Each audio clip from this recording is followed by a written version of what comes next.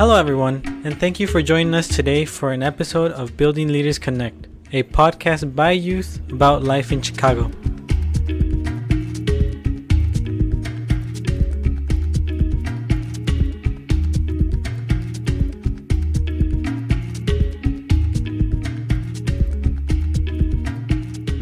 Hello everyone, my name is Eduardo Hernandez and I will be your host today for this episode.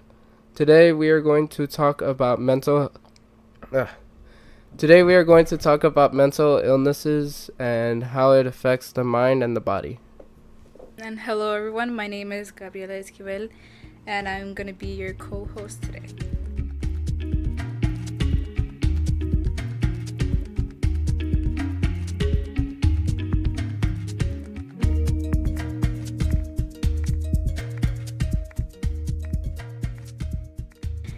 So Eduardo, what is your own definition of mental health? I think that mental health is the way a person thinks, feels, and acts. A person's mental health can change at any time and any stage in their life. Mental health for me is someone who struggles with everyday issues being with themselves or anything caused by the way they think and act. But the actual definition given by Google is a person's condition with regard to their psychological and emotional well-being. Why do you think mental health is important? So mental health for me is super important because it connects with a lot of violence that there is today, and there is also a possibility we could stop so much violence by solving mental health issues first. For example, a statistic that I found was neighborhoods that experience the most gun violence have the highest hospitalizations for depression, anxiety, self-medication, and other behavioral health issues, city data shows.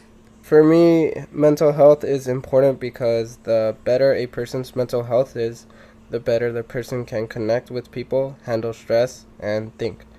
There are many ways to keep a good mental health.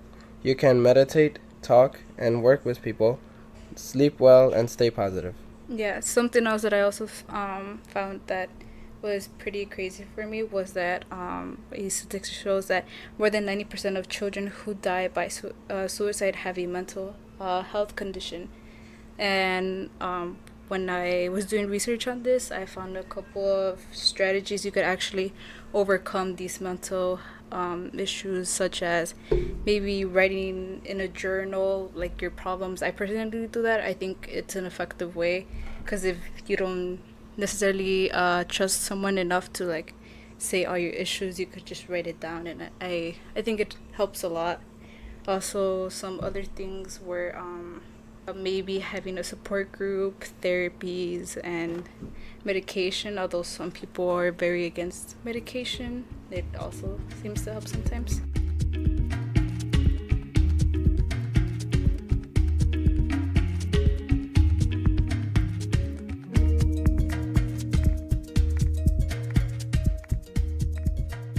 What are symptoms that you could find in young adults or adults of mental health issues?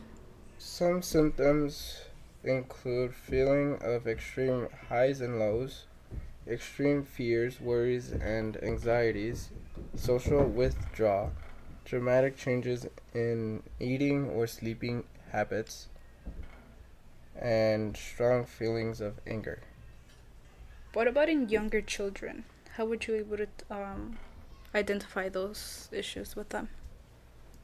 In younger children, there are changes in school performance, poor grades despite strong efforts, changes in sleeping and or eating habits, excessive worry or anxiety, example, refusing to go to bed or school, hyperactivity, persistent nightmares, and persistent disobedience or aggression. Have you personally experiencing any adults or young adults or children with these symptoms? I don't think I have experienced adults having mental health issues or children. Mm-hmm.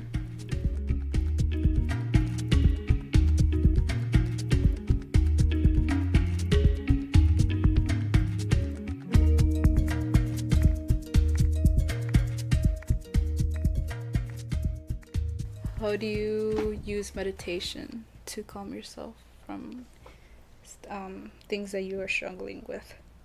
Meditation is a way of clearing a person's mind.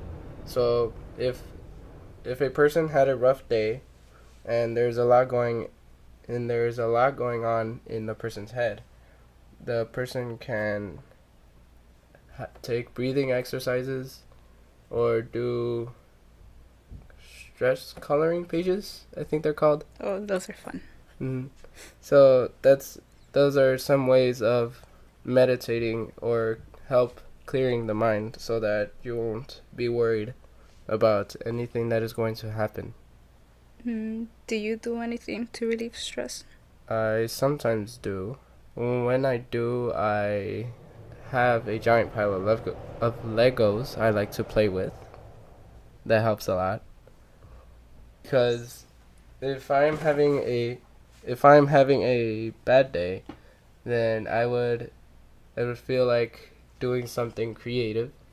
So I would think of something in my head that I can build with my Legos. And then I would grab the correct pieces and put them together. I have a story that I haven't written in for a while. What's your story about? Or is it just personal story? It's an actual story about a creature that was created in a laboratory. Mm-hmm. And two teenaged students are trying to figure out a way to stop the monster from destroying everything. So you wrote like a fictional story. Yeah. I think it's science fiction.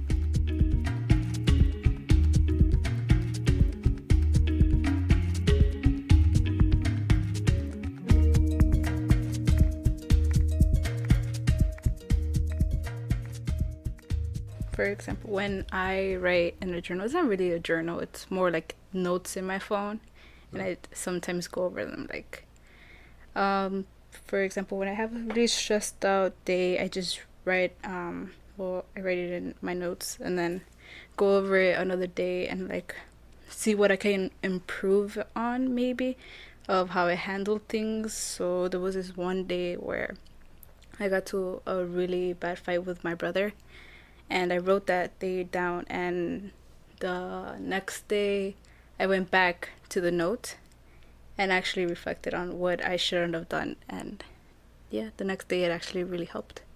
That's why I think writing in a journal or writing notes down in your phone actually really helps.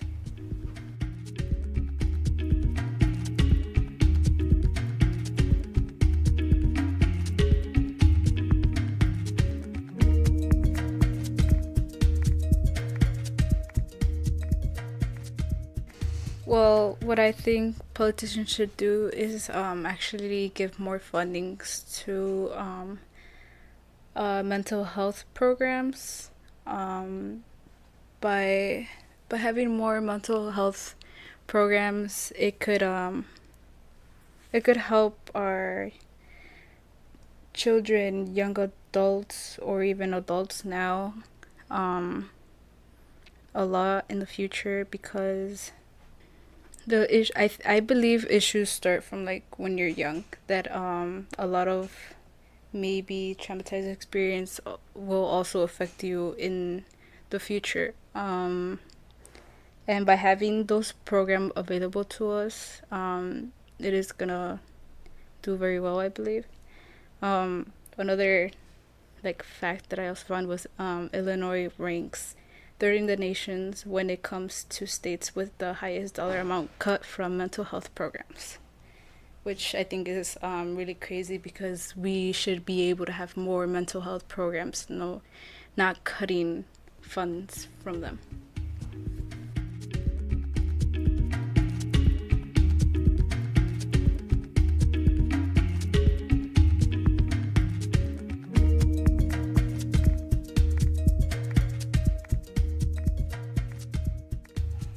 Hey Gabby, do you have any other ways of dealing with stress? Not that I could think of spot on, but yeah, maybe having stress balls, fidget toys could really help. because I just remembered that another way to deal with stress is by hanging out with your friends and having a good time. Well, I do that all the time. It helps a lot.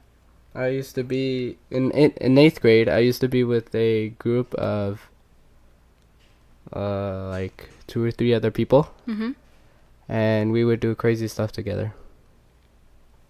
I hope safe stuff. It's nothing illegal. No, it's completely fine.